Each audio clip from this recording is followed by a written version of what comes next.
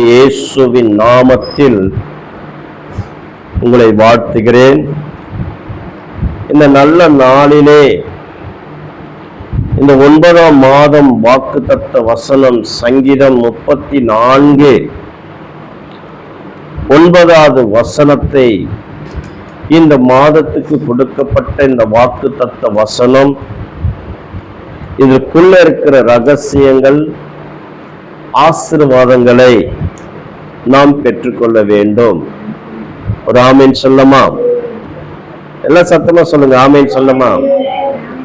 தேவ சமூகத்தில் சந்தோஷமா இருங்க.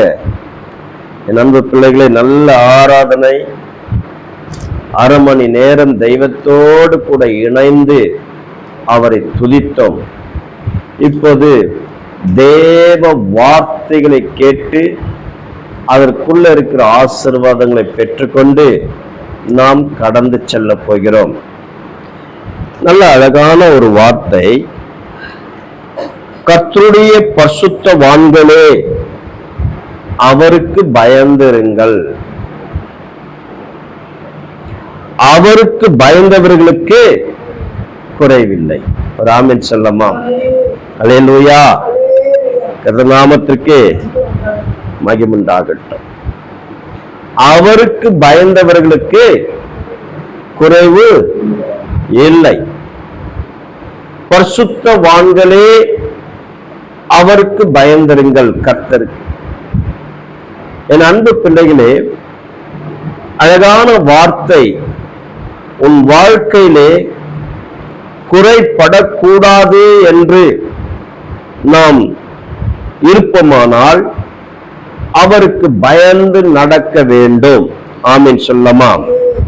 அல்லேலூயா.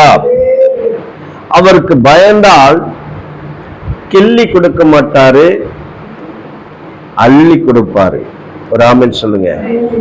அதனால்தான் வேதத்திலே, புதிய ஏற்பாட்டிலே ஆண்டவர் தாளந்து கொடுக்கிறார். தாளந்து என்றால் இன்றைக்கு மனிதர்கள் அவர்களுடைய செய்யக்கூடிய காரியங்களை குறித்து தாளந்து என்று நினைத்துக் கொண்டிருக்கிறார்கள். அதல்ல, ஒரு எஜமான் தூர தேசத்துக்கு போகும்போது அவன் கரத்திலே கொடுத்துட்டு போகிற பணம் தான் தாளந்து. என்ன தாளந்து கொடுக்கிறார்? 1 தாளந்து, 2 தாளந்து, 5 தாளந்து. அவர் கொடுத்தார்னா கிள்ளி கொடுக்க மாட்டாரு, அள்ளி கொடுப்பாரு. ஒரு ஆமீன் சொல்லமா? அவருக்கு பயந்தால் குறை இருக்காது. அவர் கொடுக்கிற தாளந்து எவ்வளவு தெரியுமா? 1 தாளந்து 36 கிலோ. என்னது? பணம். ஆமீன் சொல்லுங்க. 36 கிலோ. அதாவது அந்த காலத்துல வெள்ளி பணமா இருந்திருக்கலாம், அல்லது பித்தளை பணமா இருந்திருக்கலாம். கர்த்தருக்கு ஸ்தோத்திரம். ஆனால் அந்த பணம் வாழக்கூடிய எத்தனை வருஷம் தெரியுமா? 1 தாளந்து 20 வருடம். 2 தாளந்து ஆண்டவர் கொடுக்கிறார் என்றால் 40 வருஷத்துக்கு வாழக்கூடிய பணத்தை கொடுக்கிறார். 5 தாளந்து கொடுக்கிறார் என்றால் 100 வருஷத்துக்கு வாழக்கூடிய பணத்தை கொடுக்கிறார். எப்படி?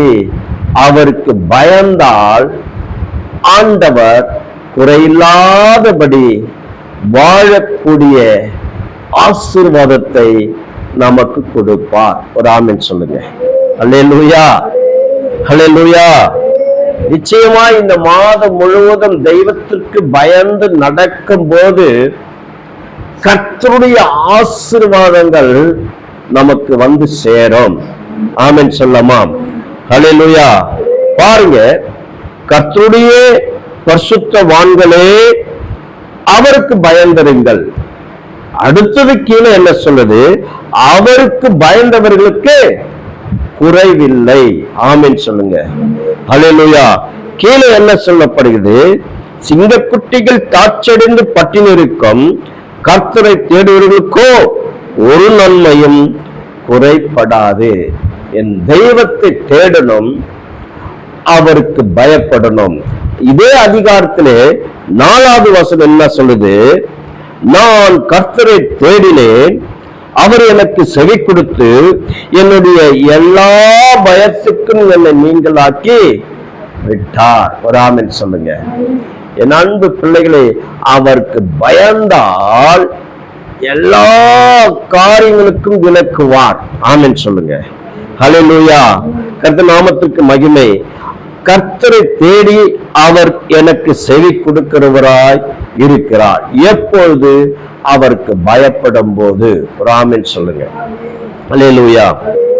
ஆண்டவர் இயேசு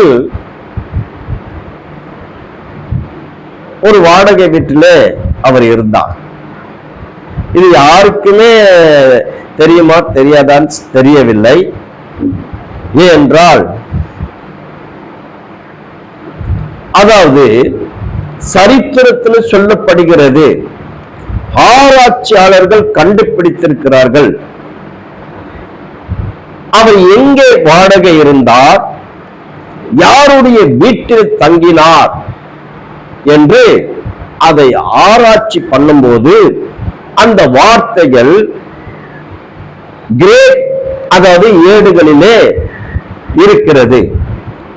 பேதுருடைய வீட்டிலே ஒரு அறையை வாடகை எடுத்து அவர் தங்கிக் கொண்டிருக்கும் போது, ஊழியத்தை செய்து கொண்டிருக்கும் போது அநேக ஜனங்கள் வந்து அந்த வீட்டுக்கு இயேசு இங்க இருக்கிறார், இவர்கிட்ட போனால் நமக்கு எல்லா குறைகளும் நீங்கி நிறைவை கர்த்தர் கொடுப்பார் என்று அவருடைய இருக்கிற இடத்துக்கு போனார்கள். அங்கே 4 பேர் ஒரு திமிர்வாதைக்காரனை தூக்கி கொண்டு வந்து, இடமில்லை, சின்ன அறை, அந்த சின்ன அறைக்குள்ளே அவரை சூழ்ந்து கொண்டிருக்கிறது. இந்த வாசல் வழியாய் வரலாம் என்றால் ஜனம், ஏராளமான ஜனம். காரணம், தெய்வத்துக்கு பயப்படுவர்கள் அங்கே இருக்கிறார்கள், சுகத்தை பெற்றுக்கொள்ளும்படியாய் அங்க வந்திருக்கிறார்கள், சாபத்திலிருந்து நீங்கும்படியாய் அங்க வந்திருக்கிறார்கள், அக்கிரமத்திலிருந்து விடுதலையாகும்படியா அங்க வந்திருக்கிறார்கள். என்னுடைய வாழ்க்கையில் இருக்கிற இந்த குறைவு நிறைவாகும்படியாகத்தான் அந்த இடத்துல ஜனங்கள் சூழ்ந்து கொண்டிருக்கும் போது ஒரு திமிர்வாதைக்காரனை கொண்டு வந்தார்கள். அந்த பேதுருடைய அந்த உறவினர்கள் இதற்கு ஏன் இந்த வீட்டை வாடகை கொடுத்தேன் என்ற அளவுக்கு அந்த இடத்துல வந்துவிட்டது. ஆனாலும் அவருக்கு முன்பாக எந்த ஒரு வார்த்தையும் சொல்லவில்லை.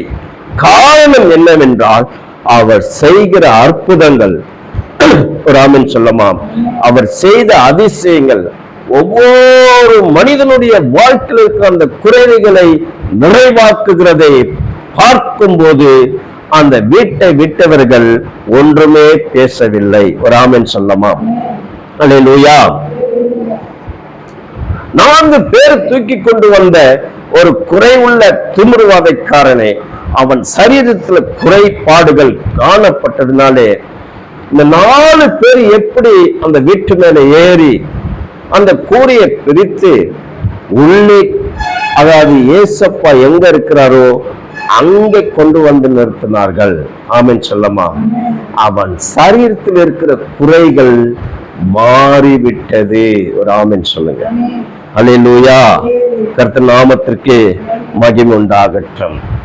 என் அன்பு பிள்ளைகளே, இன்றைக்கு நமக்கும் அப்படிதான். அவருக்கு பயந்தால் போதும், அவரை துதித்தால் போதும், அவரை ஆராதனை செய்தால் போதும்.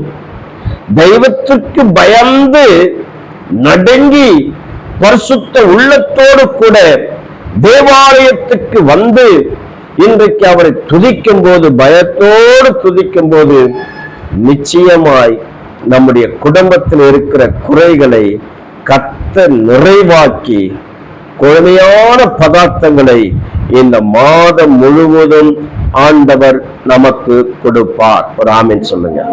அல்லேலூயா. இந்த குறை இருக்காது.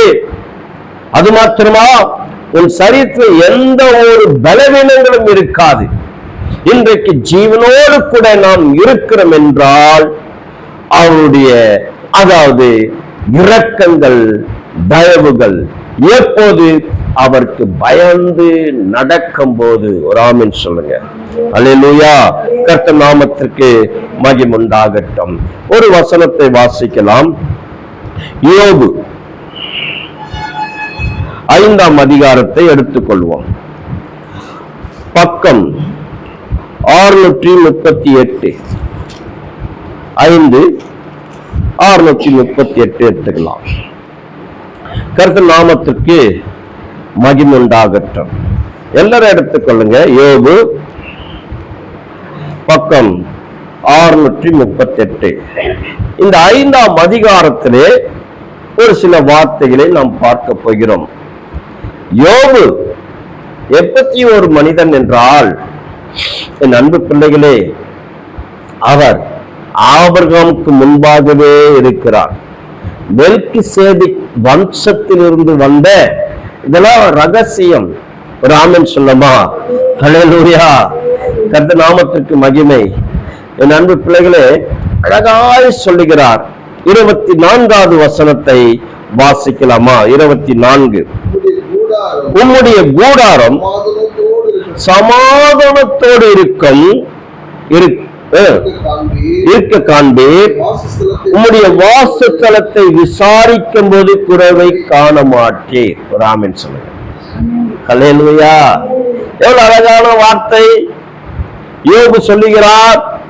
என் அன்பு பிள்ளைகளே, அன்றைக்கு என்ன பாஷை பேசியிருப்பார்? அன்றைக்கு ஆபிரகாம் இருந்தாரா? எபிரேய பாஷை ஒன்று இருந்ததா? இல்லை. ஹல்லேலூயா. ஆபிரகாம் பிறக்கிறதுக்கு முன்பாகவே யோபு இருந்தார். அவர் சொல்லுகிறார். ஒரு ஆமென் சொல்லுங்க. ஆபிரகாமை தெரிந்து கொள்வதற்கு முன்பாகவே வேத ரகசியங்களை ஆராய்ச்சி செய்து இன்றைக்கு எழுதப்பட்டிருக்கிறது. ஆமென் சொல்லமாம். சில பேர் மோசே எழுதின என்று சொல்லுகிறார்கள். யோபு, அதாவது ஆராய்ச்சியாளர்கள் சொல்லுகிறார்கள், இந்த யோபு எழுதினது யார் என்றால் சாமுவேல் தான் எழுதினார் என்று சொல்லுகிறார்கள். ஒரு ஆமென் சொல்லமாம்.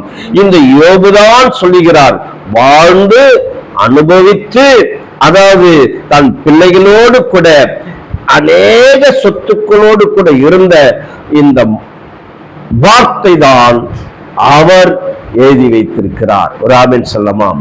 ஹல்லேலூயா. கர்த்தர் நாமத்திற்கு மகிமை உண்டாகட்டும். உம்முடைய கூடாரம் சமாதானத்தோடு இருக்க காண்பே. ஒரு ஆமென் சொல்லுங்க. ஹல்லேலூயா. இந்த கூடாரம் என்றால் இரண்டு விதமாய் நாம் எடுத்துக்கொள்ளலாம். ஒன்று வீடு ஒன்று எடுத்துக்கொள்ளலாம், இன்னொன்று தன் இருதயமாக எடுத்துக்கொள்ளலாம்.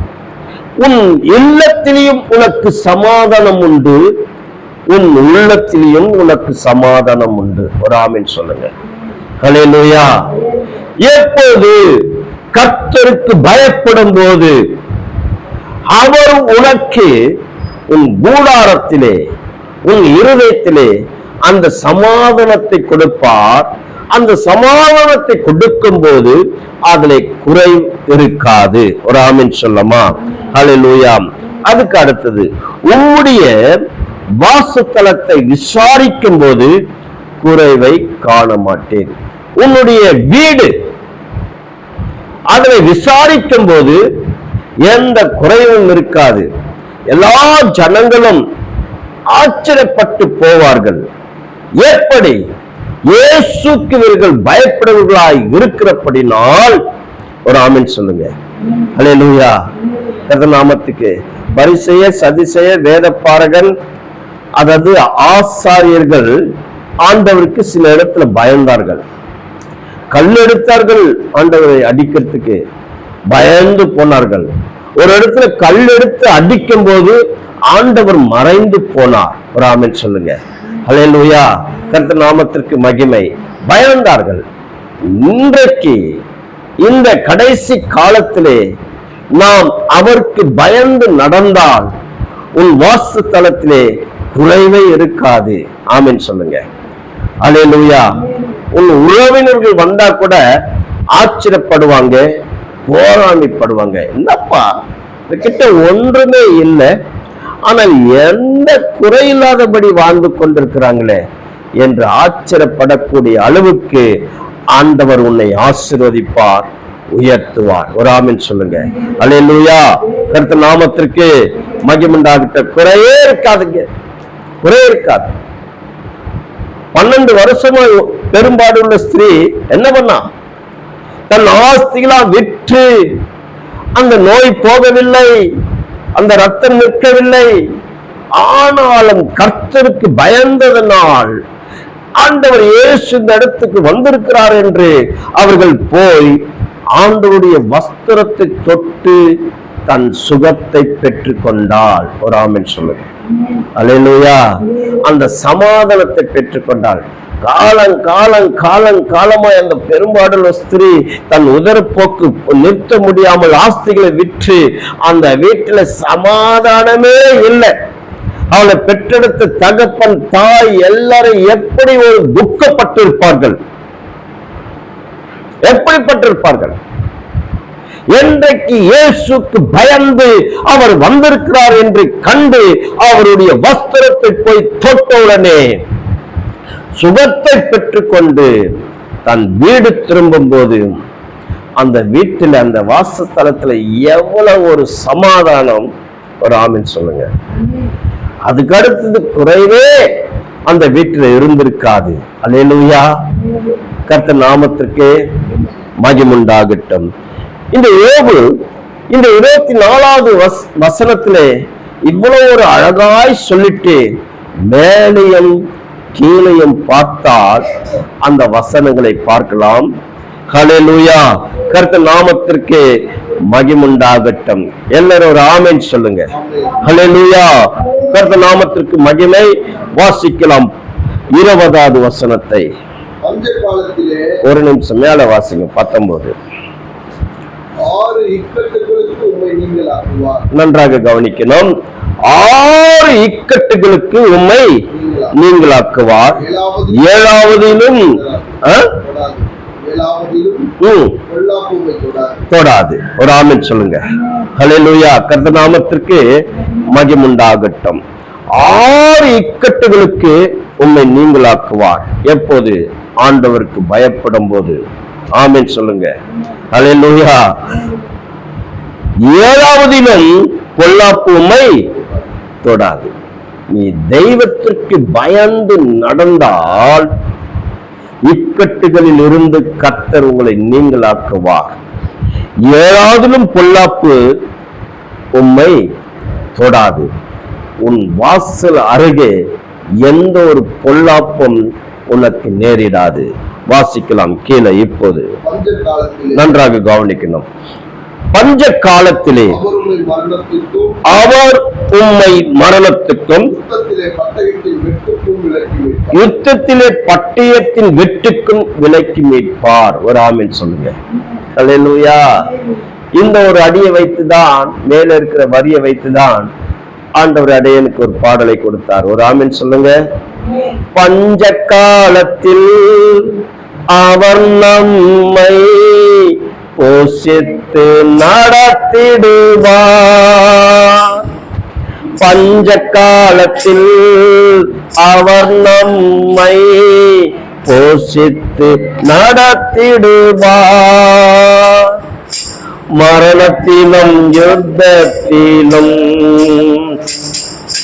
மரணத்திலும் யுத்தத்திலும்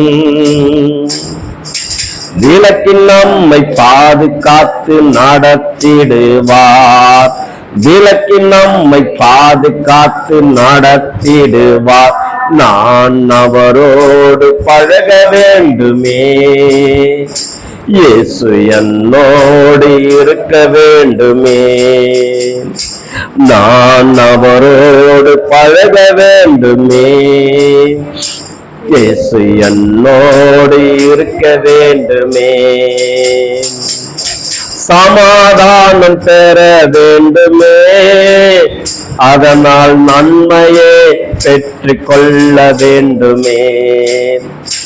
சமாதானம் பெற வேண்டுமே, நன்மையை பெற்றுக்கொள்ள வேண்டுமே, நான் அவரோ பழக வேண்டுமே, இயேசு என்னோடு இருக்க வேண்டுமே. இந்த யோபு தெய்வத்தோடு கூட பழகி இணைந்து இருந்ததுபடினால்தான் இப்படிப்பட்ட ரகசிய வார்த்தைகளை அந்த நாளிலே எழுதியிருக்கிறார். ஒரு ஆமென் சொல்லுங்க. அல்லேலூயா. பஞ்ச காலத்திலே அவர் உம்மை மரணத்துக்கும் யுத்தத்தில் பட்டயத்தின் வெட்டுக்கும் விலக்கி காப்பார். அடுத்த வசனம்,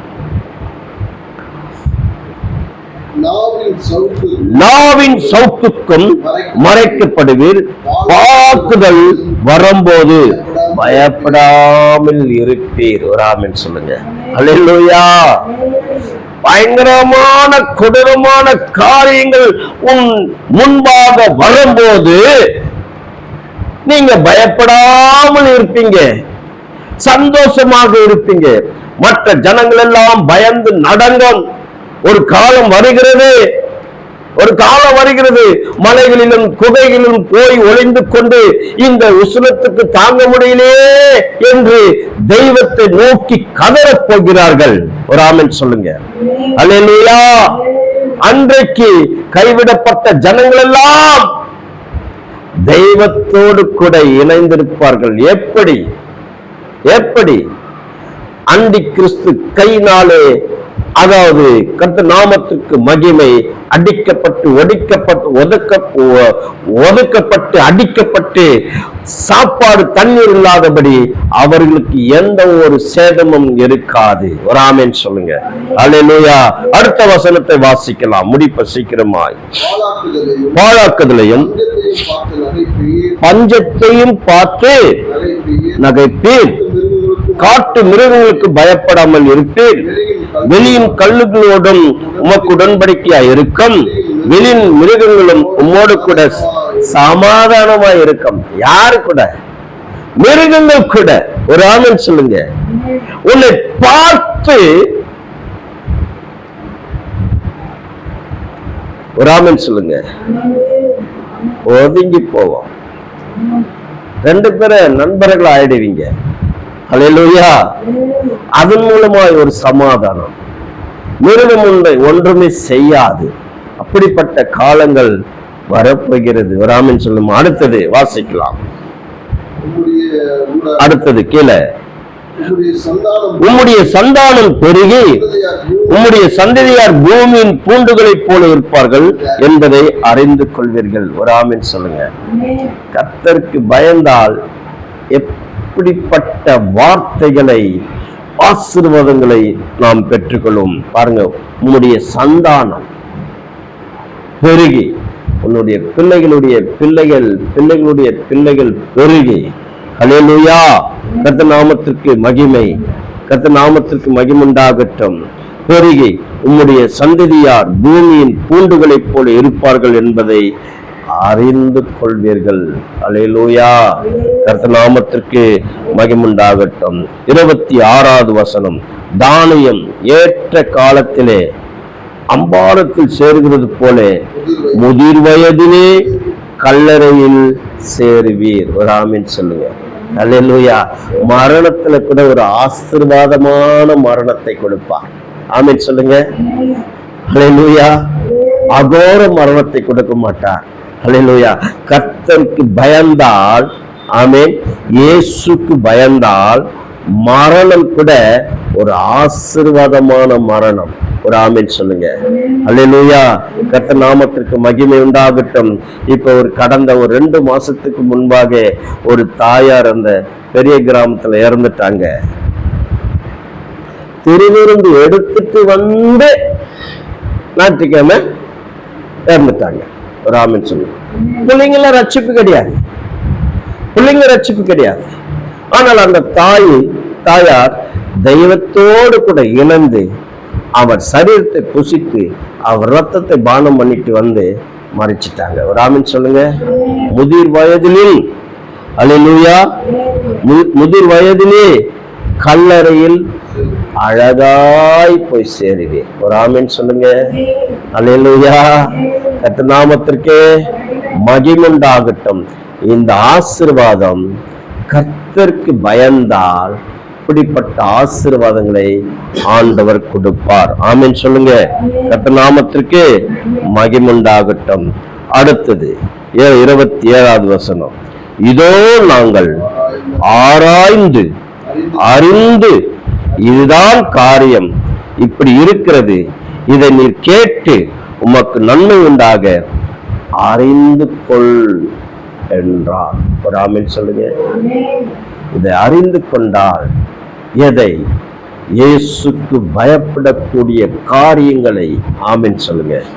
உன் வாழ்க்கையில குறை இருக்காது, உன் குடும்பத்துல குறை இருக்காது, உன் சரீரத்துல குறை இருக்காது, உன் முதிர் வயதிலும் மரணத்துக்கு குறை இருக்காது. அது அழகான மரணமா இருக்கும்.